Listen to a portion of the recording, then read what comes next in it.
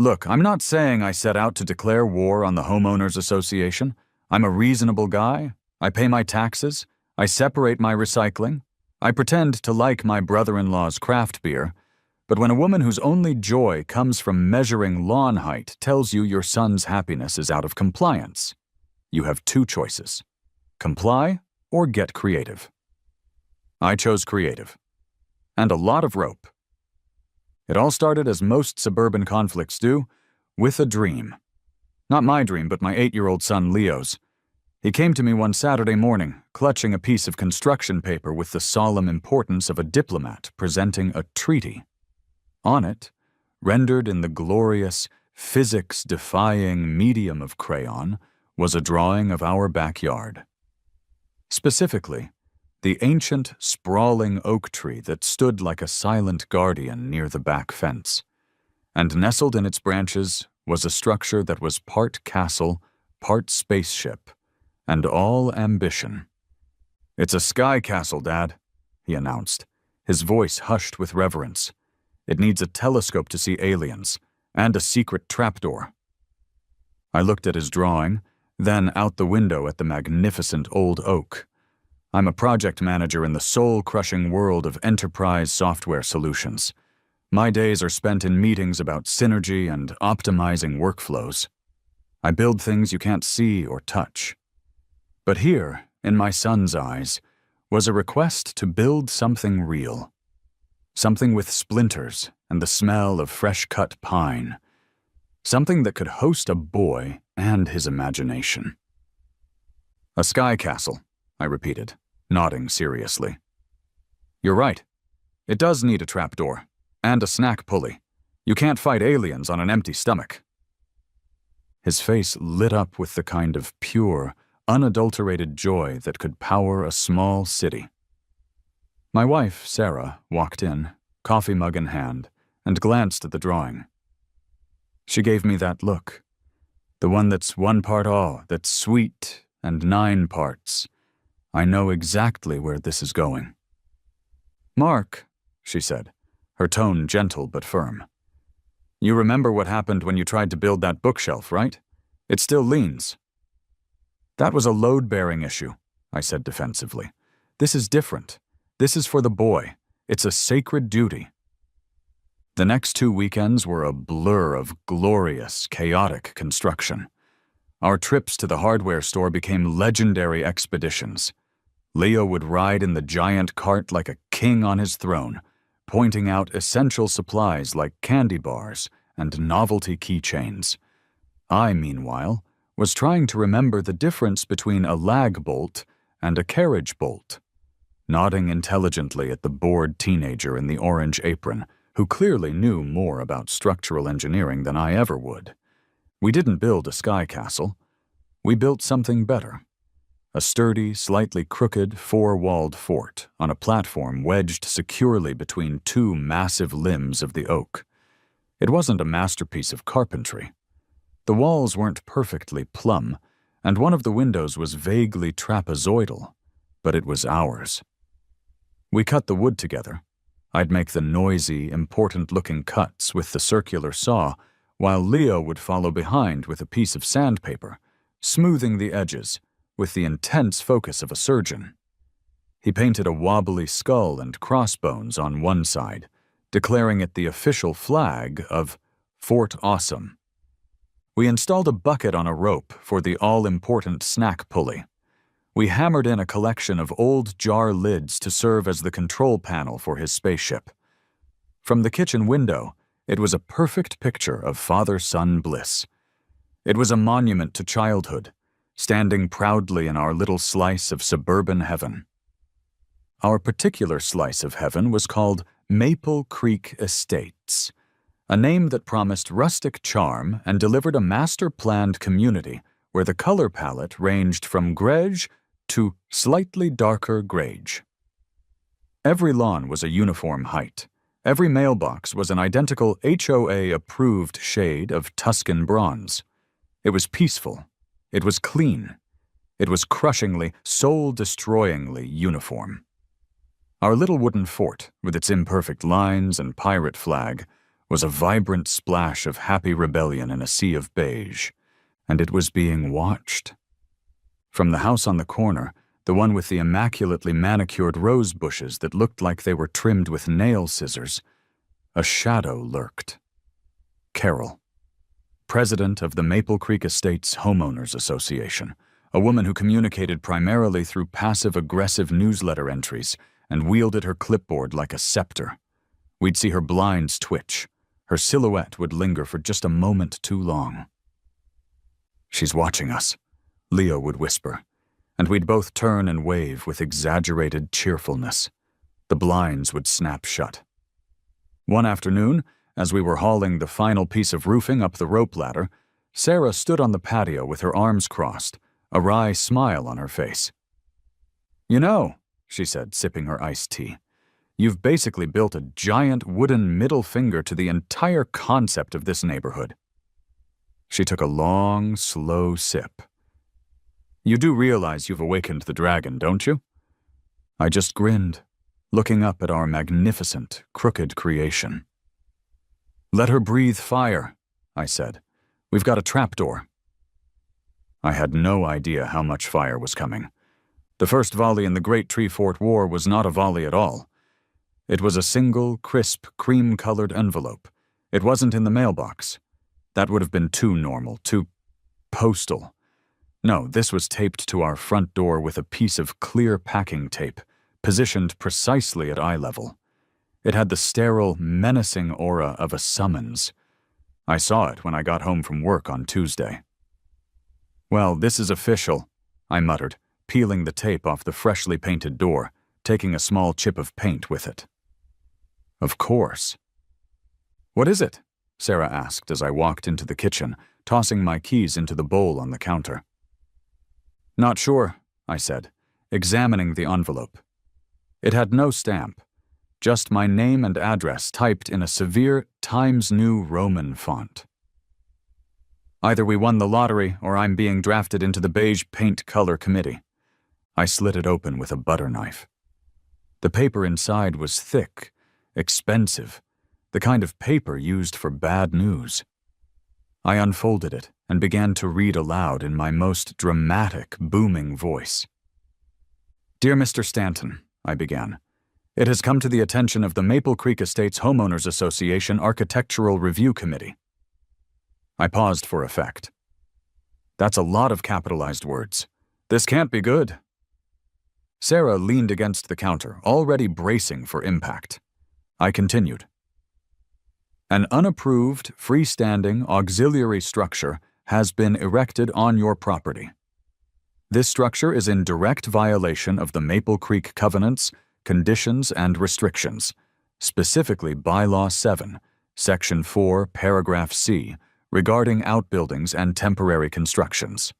I looked up at Sarah, my eyebrows raised. "Auxiliary structure? They make it sound like I built a nuclear silo. It's a treehouse."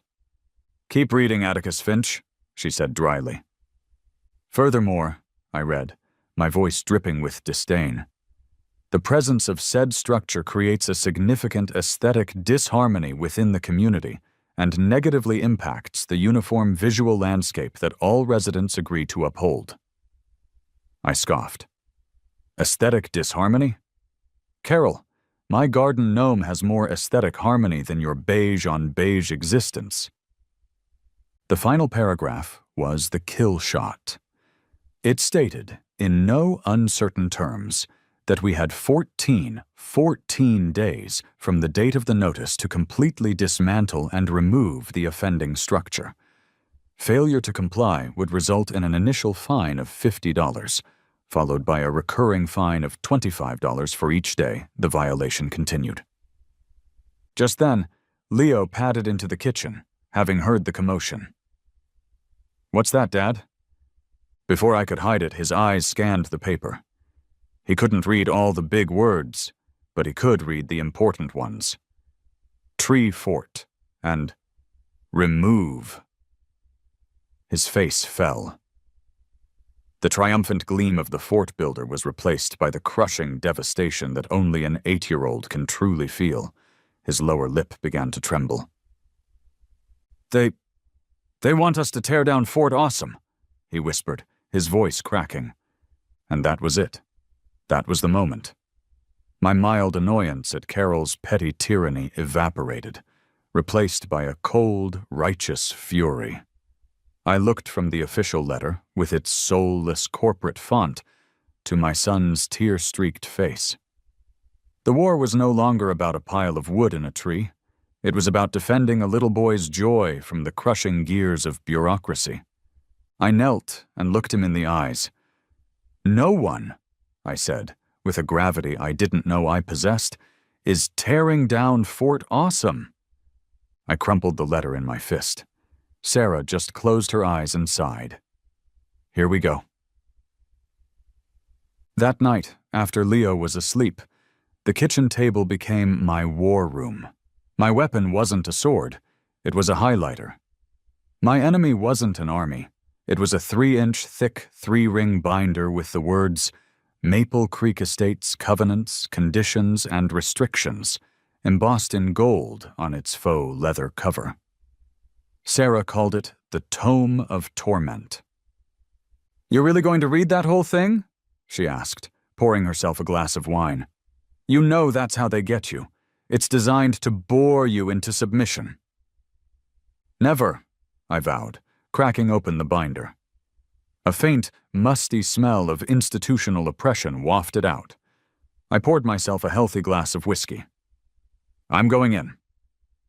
For the next 3 hours, I descended into a special kind of suburban hell. The level of detail was breathtakingly insane. It was a masterclass in micromanagement. I learned that our trash receptacles could not be visible from the street for more than 4 hours before and after pickup. I discovered that all front-facing flower beds were required to contain at least 3, but no more than 5, distinct varieties of perennial flowers, with tulips being permissible only in shades of red or yellow. No pink. Pink was, presumably, too rebellious. Holiday decorations could not be erected more than 30 days before the holiday, and must be removed within 15 days after. Any satellite dish had to be installed on the rear-facing side of the roofline, regardless of signal reception. My highlighter ran yellow over passages of pure, unadulterated madness. Section 9, subsection B, dictated that basketball hoops had to be of a clear acrylic backboard design and could not have faded nets. Faded nets. It was a document written by people who saw the vibrant, messy chaos of life and wanted to file it away in a beige folder. I got to Bylaw 7, Section 4, Paragraph C, the one that was killing Fort Awesome. It was airtight. No freestanding auxiliary structure, including but not limited to sheds, gazebos, playhouses, or tree forts exceeding a height of 6 feet, may be erected without prior written consent from the Architectural Review Committee. It was a catch-all, a perfect trap. There was no way around it. My heart sank. The whiskey wasn't helping. I slumped back in my chair, defeated. Maybe Carol had won. Maybe we'd just have to take it down in the dead of night and pretend it never happened. But then, my eyes drifted a few pages over, to Section 8, Additions to the Primary Residence. It was a different world. The language was less prohibitive, more procedural. It talked about submitting plans, about adhering to city building codes, about structures like sunrooms, patios, and decks. Decks. The word hung in the air. I reread the section. And then I read it again. The rules were about things attached to the house. It specified setback requirements from property lines, railing height regulations, and material pre-approvals. It was restrictive, sure, but it wasn't a flat-out no. It was a, show us your plans and we'll see. A slow, mischievous grin spread across my face. An idea began to form. A beautiful, idiotic, magnificent idea. It was born of spite, fueled by whiskey, and absolutely, positively ridiculous. I bolted upright. "Sarah!" I whisper-yelled into the living room. "I think I've got it." She came into the kitchen, looking wary. I had the binder open, my finger pointing triumphantly at the page. "Okay, stay with me here," I said, trying to contain my excitement. "The bylaw says no freestanding auxiliary structures. Freestanding is the key word." "It's in a tree, Mark. It's the definition of freestanding from the house." "But what if it wasn't?" I asked, my grin widening. "What if the tree fort was no longer a freestanding auxiliary structure? What if it became an extension of our house?" She stared at me, completely baffled. "How could it possibly be an extension of our house? Are you going to pick up the house and move it under the tree?" "Even better," I said, barely able to contain myself. "We build a bridge." Her eyes widened. "A bridge?" "Not just a bridge, a suspended walkway. From the second-floor landing of our back door, straight to the tree fort. If we anchor it to the house, it's technically an addition. The tree fort is no longer a tree fort. It becomes the terminal platform of an elevated deck." Sarah was silent for a full 10 seconds, processing the sheer audacity of the plan. She looked at me, at the binder, and back at me. A slow smile crept onto her face, a mixture of horror, amusement, and, I think, a little bit of pride. "So, let me get this straight," she said, trying not to laugh. "You're going to build a rope bridge from our house to the tree fort, 40 feet across the yard, just so you can call it a deck, and get around Carol?" I nodded proudly. "An elevated deck with a rustic, suspended walkway feature. It's not just a deck, honey. It's a lifestyle. It's a declaration of independence." She shook her head, letting out a short laugh. "You're completely insane." She paused, then took a sip of her wine. "Okay, but you're not building it with the same tools you used for the bookshelf. You have to hire a professional." It was the most beautiful yes I had ever heard. Finding a contractor willing to build a spite bridge turned out to be harder than I thought. The first company I called, Prestige Patios and Decks, was a non-starter. I got about halfway through my explanation before the guy on the other end interrupted me. "Sir, are you asking me to build a rope bridge to a children's treehouse to circumvent an HOA bylaw?" he asked, in a tone that suggested I'd just asked him to help me dispose of a body. "Well, when you say it like that, it sounds a little unprofessional," I replied. "I prefer rustic, suspended walkway feature." He hung up on me. The next 2 calls went similarly. One guy laughed for a solid 30 seconds before telling me his insurance would never cover it. Another just said no, and the line went dead. It seemed the world of licensed and insured contractors was not ready for my brand of creative problem-solving. I was losing hope. My grand plan was going to die because no one was crazy enough to help me build it. Dejected, I was flipping through one of those free local classifieds papers that mostly advertises lawn aeration and psychic readings when I saw it. A small, unassuming ad at the bottom of a page, wedged between a guy selling used hubcaps and a notice for a lost cat named Mittens. The ad was simple, printed in a thick, no-nonsense font. "Salty Sal's Renovations. No job too weird. If they say it can't be done, call Sal." It had a phone number and nothing else. It was perfect. I called, and a gravelly voice answered on the first ring.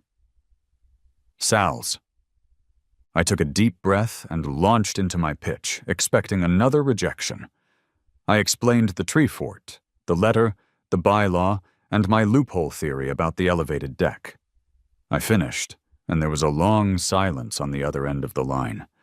I could hear what sounded like a man taking a long, slow drag from a cigarette.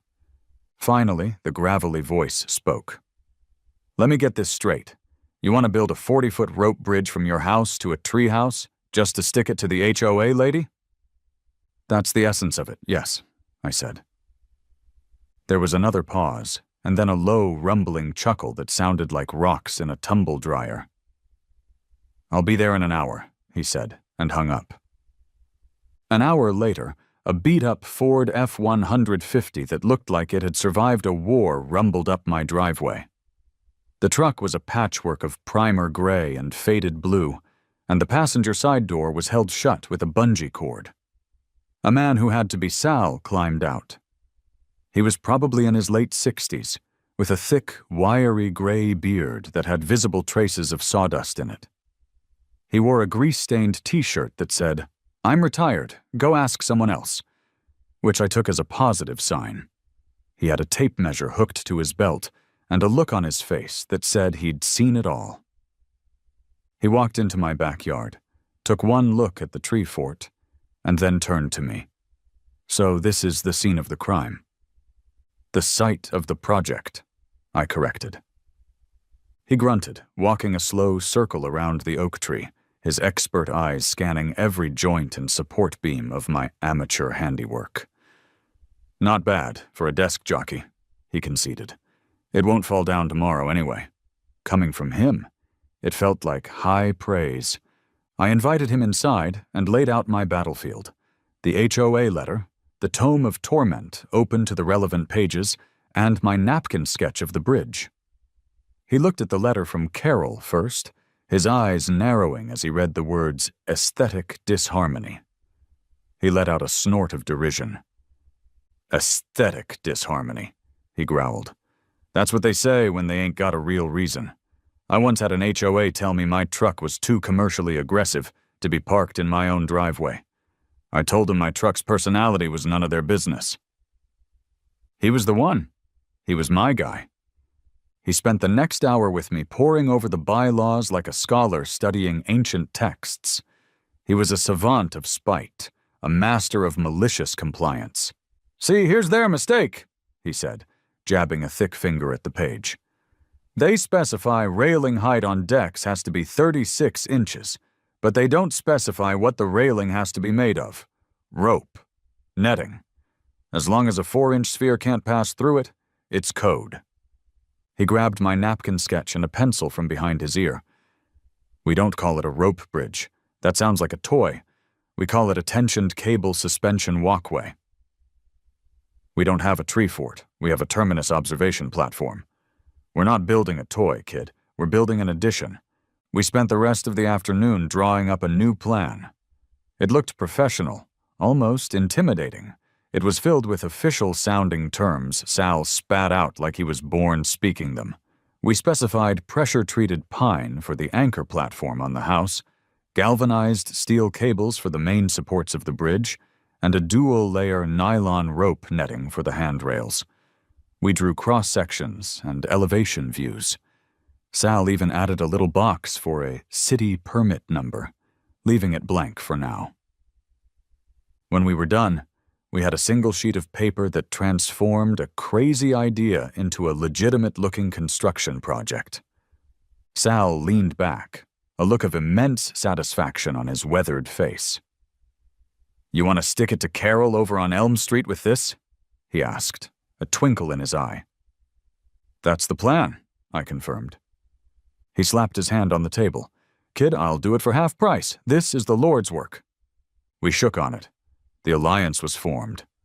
Operation Rope Bridge was a go. The first official act of war was a trip to the HOA's management office. I strode in, head held high, and slapped our beautifully rendered, jargon-filled blueprint onto the counter. The receptionist blinked at me. I asked to submit it to the Architectural Review Committee. I even filled out the proper form, T-117B, Application for Exterior Alteration. Carol, who just so happened to be there, volunteering her time, snatched the paper from the receptionist's hand. Her face went through a fascinating series of micro-expressions as she read the title, Proposed Elevated Deck and Walkway Addition for Stanton Residence, 112 Maple Lane. She looked from the paper to me, her eyes narrowed into tiny slits of pure suspicion. "A deck?" she stammered. "That's right, Carol," I said with a cheerful, unassailable politeness. "We decided the tree fort just wasn't accessible enough. This will be much better for our property value. It's all in the plan. I look forward to the committee's prompt approval."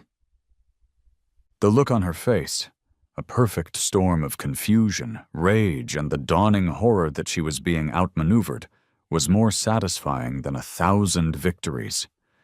She couldn't reject it out of hand. Per her own precious rules, the committee had 30 days to review any submitted plan.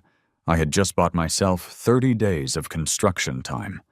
I walked out of that office feeling 10 feet tall. The next day, Sal's war-torn F-150 rumbled into the driveway, and the work began. The sound of saws and hammering now echoed through the tranquil cul-de-sac, from dawn till dusk. We started with the anchor platform, a sturdy 8x8-foot deck attached directly to the back of our house, just outside the second-floor door that led to a tiny, useless balcony. Sal worked with a speed and precision that was mesmerizing to watch. He moved like a man half his age, sinking 4x4 posts into concrete footings and framing the platform with practiced ease. The project immediately became the neighborhood's primary source of entertainment. Morning joggers would slow their pace as they passed. Cars would linger at the stop sign a little longer than necessary. We had two distinct factions. On one side was old Mrs. Gable from across the street, who would give me a sly thumbs up from her garden whenever she saw me. One afternoon, she brought over a pitcher of lemonade and a plate of cookies for me and Sal. "Give 'em hell, Mark," she whispered with a conspiratorial wink. On the other side were Carol's loyalists. The most vocal was Gary from 2 doors down, a man whose entire personality was his perfectly manicured zoysia grass. He'd stand on the edge of his property, arms crossed, just staring. Every time Sal's saw roared to life, Gary would flinch as if he'd been physically wounded. I knew he was giving Carol a play-by-play. By the end of the first week, the anchor platform was done, and we started on the most ambitious part, the bridge itself. Sal, using a system of ropes and pulleys I didn't understand, expertly hoisted 2 thick galvanized steel cables from the house platform to the tree fort. We secured them to the oak tree using massive eye bolts that Sal assured me were strong enough to hold his truck. These were the bones of our bridge. Carol couldn't stand it anymore. One Saturday afternoon, she marched across her lawn and onto mine, clipboard in hand. She was practically vibrating with indignation, and "Mark!" she called out, her voice sharp enough to cut glass. Sal and I were on the platform, weaving the thick rope flooring of the bridge. We both paused and looked down. "Why, hello, Carol," I said, my voice dripping with manufactured friendliness. "Come to admire our progress?" "This is a clear and egregious violation of Bylaw 7, she screeched, pointing a trembling finger at our work. "That is a tree fort. You are building a bridge to a tree fort." I adopted a look of thoughtful confusion. I tapped my chin. "I'm sorry, I think you're mistaken.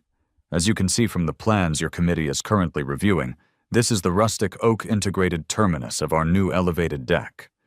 We're currently installing the tensioned cable suspension walkway." "Do you like the finish on the pressure-treated pine? I thought it had a lovely, natural feel." Sal spat a stream of tobacco juice into a nearby bush. "It's all up to code, ma'am," he grunted. Carol's face was turning a fascinating shade of magenta. This is a mockery. You are making a mockery of our community's standards." "On the contrary, Carol," I said, leaning on the railing, "I'm following the rules to the letter. A process I'm sure you, of all people, can appreciate." She was speechless.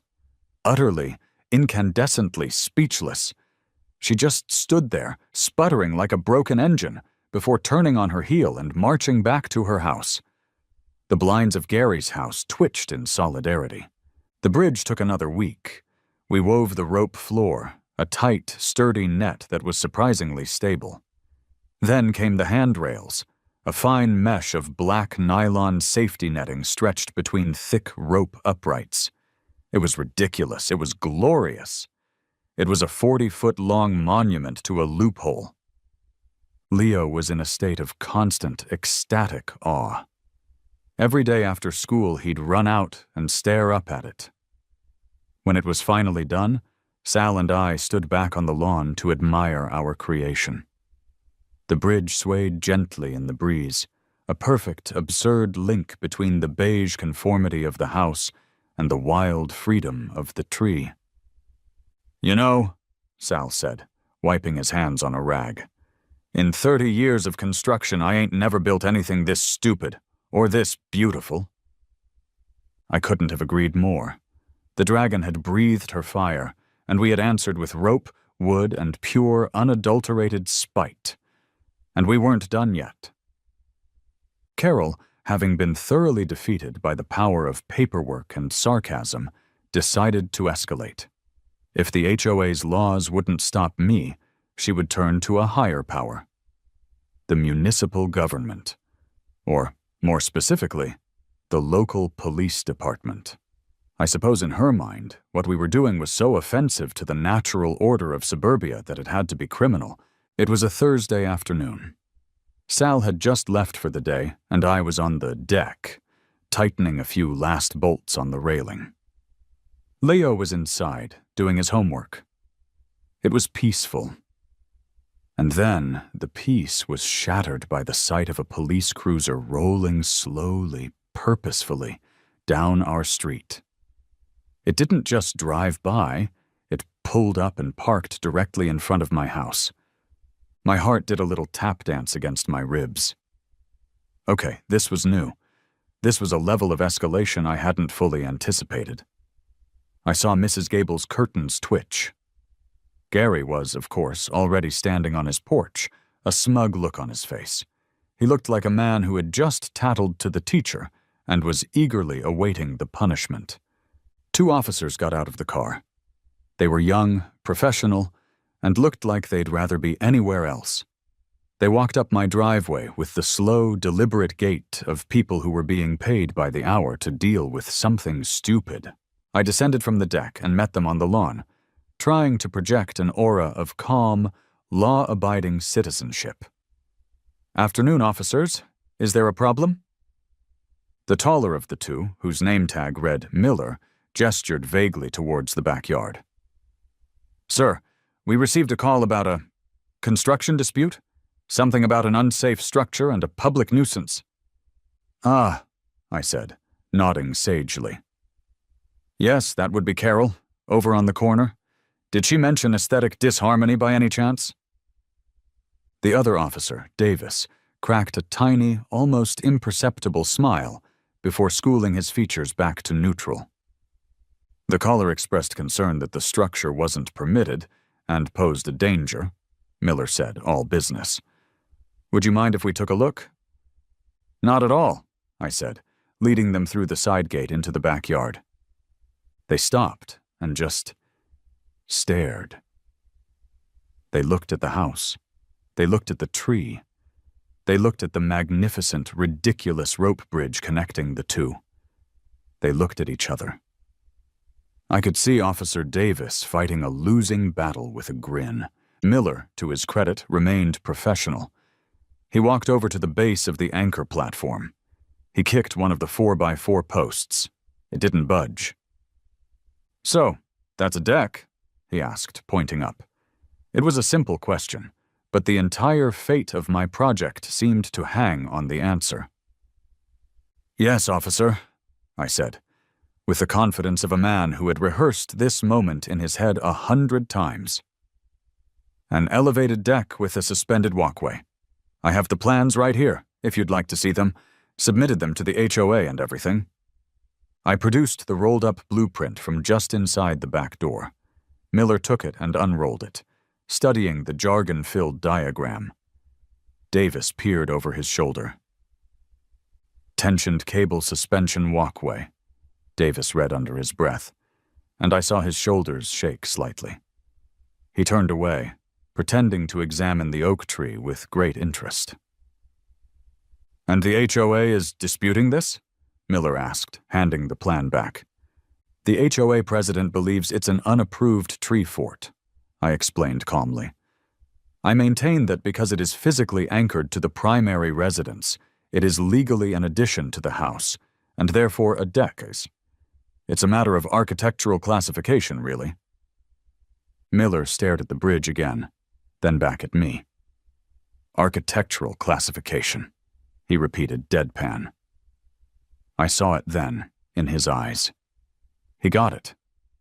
He understood the entire, petty, wonderful absurdity of the situation. From across the lawn, Carol had emerged, clipboard in hand, ready to provide her witness testimony. "Officers," she called, marching over. "This man has flagrantly disregarded the community bylaws. This structure is a menace." Miller turned to her. "Ma'am, is the structure wobbling? Does it look like it's about to fall down?" "Well, no, but—" "Is it on your property?" "No, but it impacts my property." "Is anyone in immediate physical danger because of it?" "That is not the point," she sputtered. "The point is the rules." Officer Miller sighed the sigh of a man who had dealt with 1,000 Carols. He turned back to me. "Sir, do you have a city permit for this deck?" "Applied for," I said, which was technically true. Sal had mailed the application yesterday. "It's in process." That was enough for him. He turned to his partner. "Looks like a civil matter to me, Davis." Davis nodded. "Yep, civil matter." Miller faced Carol. "Ma'am, there's no criminal act occurring here. If you have a dispute with your neighbor over a bylaw, that's for the HOA to handle. It's not a police matter." He then gave me a firm look. "Sir, make sure you get that permit sorted out. Have a good day." They turned and walked away, leaving Carol standing on my lawn, her mouth hanging open. As they got back in their car, I saw Officer Davis lean over to his partner and say something. They both broke into laughter as they drove away. It was a glorious, resounding victory. I had faced the law, and the law was, apparently, amused. Gary, from his porch, looked utterly crestfallen. I gave him a little wave. He went back inside and slammed the door.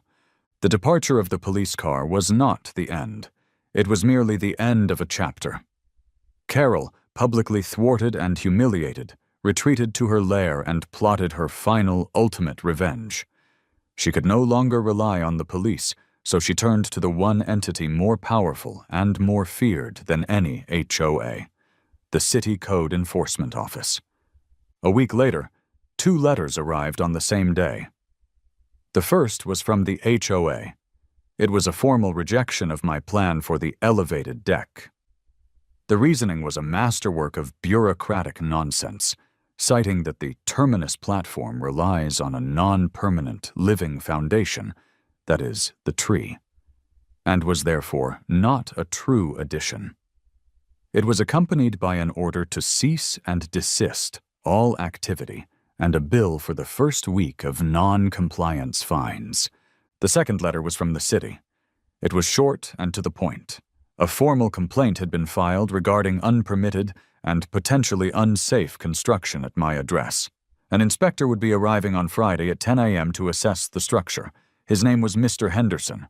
The letter had the cold, impartial finality of a death sentence. This was it. The final showdown. The battle that would decide everything. "So, what happens if this Mr. Henderson says it's not a deck?" Sarah asked that night, her voice tight with anxiety. "Then, we have a very expensive unpermitted tree fort," I said, "and a whole lot of fines."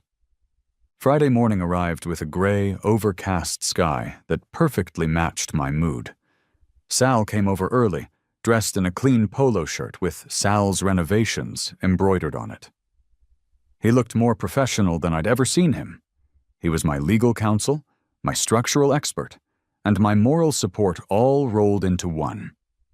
He had a file folder tucked under his arm containing a copy of our blueprint, the city permit application, and a dog-eared copy of the municipal building code. At precisely 10 a.m., a modest city-owned sedan pulled up to the curb. A man in his 50s got out.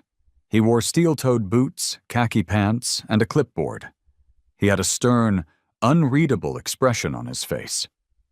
This was Mr. Henderson. He looked like a man who had never laughed at a joke in his entire life.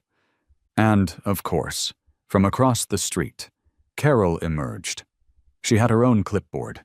It was a clipboard duel at high noon.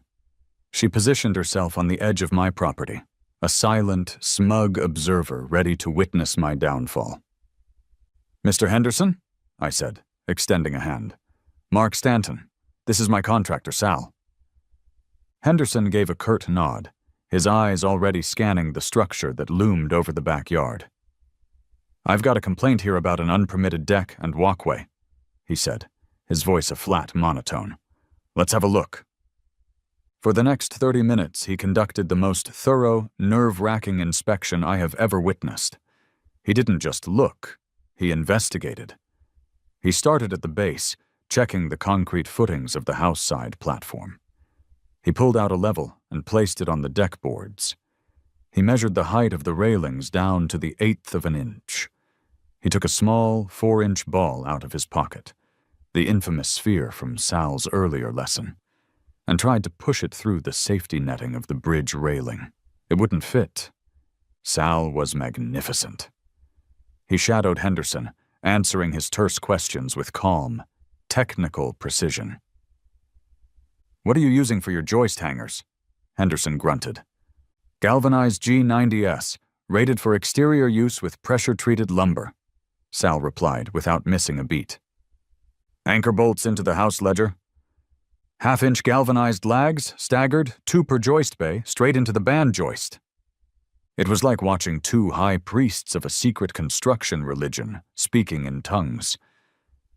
Then, Henderson turned his attention to the bridge itself. He walked out onto it, jumping up and down in the middle. My heart leaped into my throat. The bridge swayed, as it was designed to, but it held firm. He walked to the tree fort side, the terminus platform, and performed the same rigorous inspection. He examined the massive eye bolts securing the cables to the oak tree, tugging on them with his full weight. All the while, Carol stood there, a vulture waiting for the kill. I could practically hear her internal monologue. Find something. Please find something wrong." Finally, Henderson completed his circuit.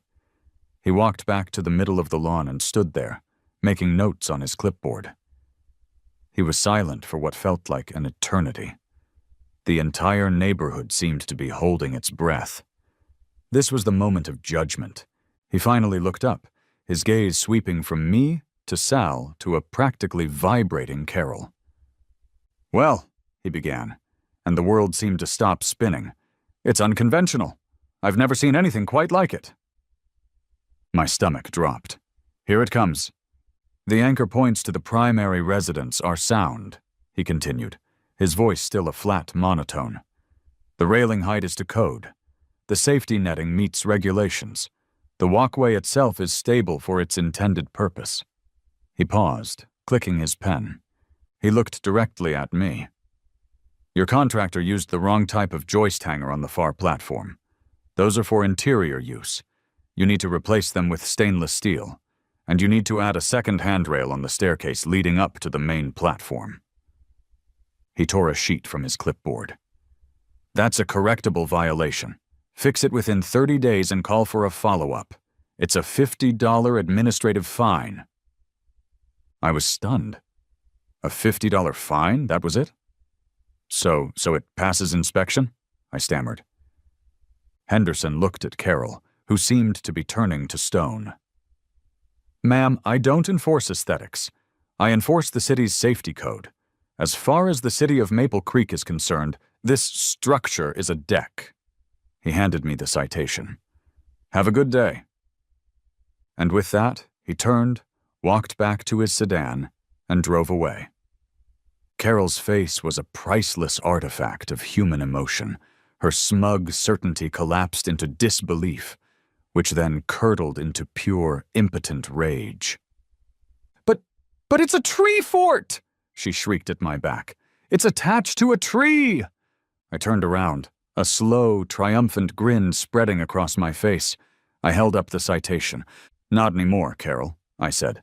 "It's a deck, and it's got a $50 fine to prove it." She just stood there, her clipboard hanging limply at her side, utterly and completely defeated. The dragon had been slain by a mountain of paperwork and a $50 fine for the wrong kind of joist hangers. The departure of Mr. Henderson's sedan was like the final scene of a movie. The villain was vanquished. The credits were ready to roll. Sal clapped me on the back so hard I nearly coughed up a lung. "Told you, kid," he boomed, a huge grin splitting his whiskered face. "The rules are only a problem if you don't know how to read 'em." News of the verdict spread through the neighborhood with the speed of suburban gossip, which is to say, faster than light. My phone started buzzing with texts from neighbors I barely knew, sending me thumbs up and crying laughing emojis. Mrs. Gable appeared on her porch and raised her gardening trowel in a silent, triumphant salute. The legend of the spite deck was officially cemented. I was no longer just Mark Stanton from 112 Maple Lane. I was the guy who beat the HOA. To celebrate, Sarah and I decided to throw an inaugural deck party that Saturday. It wasn't a big affair. We invited Sal, of course, who was the guest of honor. We invited Mrs. Gable and a few other families who had offered quiet support during the ordeal. It was a perfect autumn afternoon. We grilled hot dogs on the patio below, and the kids, led by a beaming Leo, treated the bridge and fort like the world's greatest amusement park ride. They ferried plates of chips and cookies up the snack pulley, chattering and laughing in their castle in the sky. Sal, holding a beer and a hot dog, looked up at the contraption. "You know," he said to me, "I'm going to put this in my portfolio, right between kitchen remodel 2019 and bathroom grout ceiling."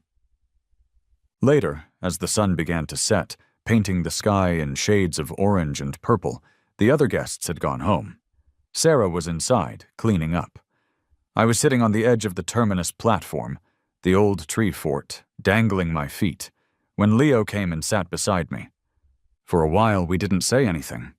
We just watched the lights start to come on in the houses around us. Below us, our backyard was cast in long shadows. From here, you could see everything. You could see Gary's obsessively perfect lawn, and you could see the corner house, where a single lamp cast a square of yellow light from Carol's window. "Dad?" Leo said quietly. "Yeah, buddy?" "This is the best castle in the whole world," he said, leaning his head against my arm. "Thanks for not letting the grumpy lady make us tear it down." I put my arm around his small shoulders and pulled him close. The smell of sawdust and autumn leaves seemed to cling to the old wood. I looked at the rope bridge stretching back to our house, a crazy, beautiful, and defiant link between two worlds. It was more than just a deck. It was a testament, a story we would tell for years. In the end, it was never really about the wood, the nails, or the rope. It was about the simple, fundamental idea that a kid's joy shouldn't have to comply with a 3-ring binder of suburban sadness. It was about the principle that aesthetic harmony shouldn't trump a child's imagination. And if you have to build a ridiculous, probably not entirely legal rope bridge deck to prove that point, well, some views are worth the climb.